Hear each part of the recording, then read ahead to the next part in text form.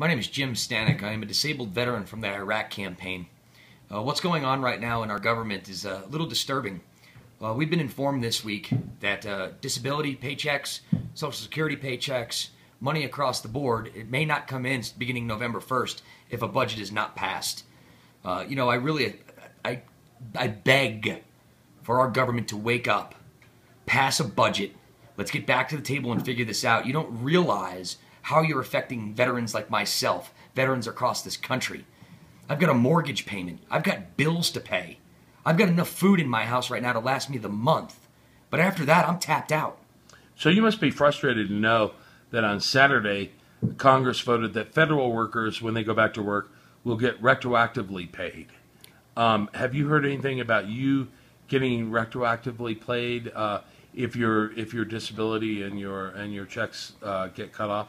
No, I haven't heard anything in reference to us being back paid, but I'm sure that would occur. And the federal employees that are going to get their back pay, they damn deserve it. I get it. It's unfair. Everybody wants to talk about, we can't get this figured out. Guys, politicians across the board, do me a favor. The sky is blue. The grass is green.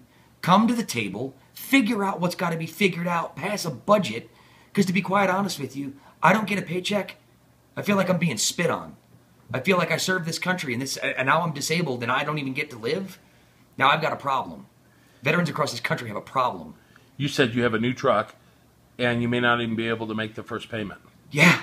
My wife and I finally bought a house. I bought a new vehicle. I felt like I was like, sweet, I get to buy a truck. Wasn't even new, it was used.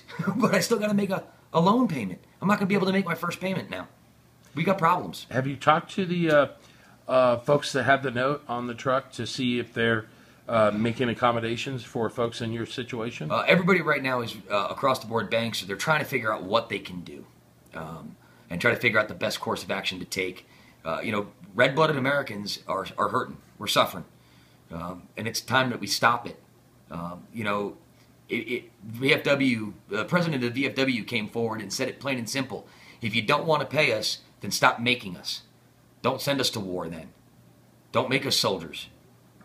Hey, when you came back from three tours, you had a hard time getting to sleep because of your PTSD symptoms. Is this keeping you up at night now? This has got me probably more on edge than I've probably been in a long time.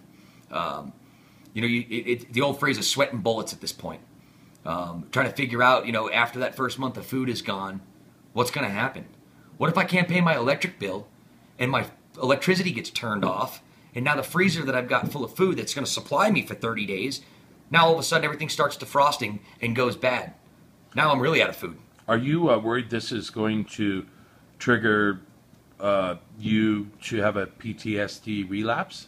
No, I don't think it would be a PTSD relapse. What I think it's going to come down to is I consider myself a red-blooded American, and when it comes down to it, I'm pissed. I am absolutely pissed off at this point. Have you called your Congress people? Oh, no, they're getting phone calls this afternoon. And, our New Mexico Congress, you know what? Hey, you guys are trying to do the right thing.